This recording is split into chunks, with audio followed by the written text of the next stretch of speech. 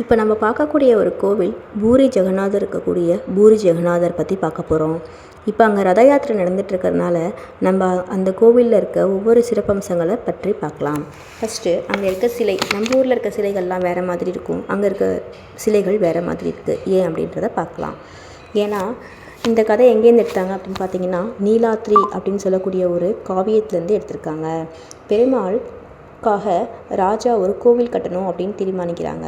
அது யார் அப்படின்னா இந்திரபியூதன் அப்படின்னு ஒரு ராஜா. இது வரைக்கும் வடிவமைக்காத அளவுக்கு அழகான பெருமாளை நம்ம செய்யணும் அப்படின்ற மாதிரி செய்கிறாங்க. ஆனால் ஒழுங்காக பண்ணல அப்படின்னா ராஜதண்டனை உண்டு அப்படின்றதையும் சேர்த்து சொல்லிட்டாங்க. அதனால யாருமே வரவே இல்லை.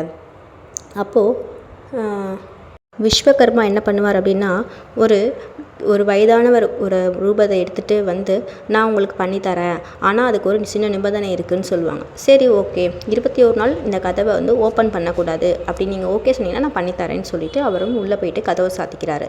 ஒரு 15 டேஸ் பார்த்திங்கன்னா பயங்கரமாக சவுண்டு வருது அந்த ரூம்லேருந்து, சுவாமியோட இடத்துலேருந்து. அதுக்கப்புறத்துலேருந்து சவுண்டே வரவே இல்லை. என்னன்னு பார்க்கும்போது ராணி ரொம்ப பயந்துடுறாங்க. என்னாச்சுன்னு தெரியலையே, சவுண்டே வரல அப்படின்னு சொல்லிட்டு பயந்துடுறாங்க. அப்போ ராணி ராஜாட்ட சொல்கிறாங்க, இப்போ ஓப்பன் பண்ணி நம்ம பார்க்கணும் அப்படின்னு சொல்கிறாங்க. இல்லை, பண்ணக்கூடாது, அவங்க நம்மள்கிட்ட டைம் கேட்டிருக்காங்க 21 டேஸு, நம்ம ஓப்பன் பண்ணக்கூடாதுன்னு சொல்கிறாங்க. ஆனால் ஓப்பன் பண்ணி பார்க்கணுன்னு சொன்னோடனே சரி சொல்லிட்டு ஓப்பன் பண்ணிட்டாங்க. அப்படி ஓப்பன் பண்ணி பார்க்கும்போது சுவாமி முற்றி பெறாமல் இப்போ இருக்கிற மாதிரியே இருந்திருக்கு. அப்போது கதவை திறந்தோடனே அந்த ஒரு அசரீரி கேட்டிருக்கு.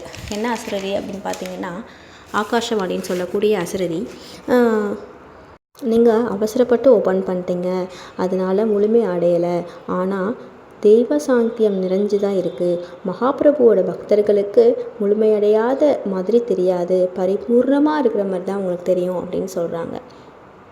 அடுத்த பகுதிகளில் அங்கே உள்ள அதிசயங்களை பற்றி தெரிஞ்சுக்கலாம்.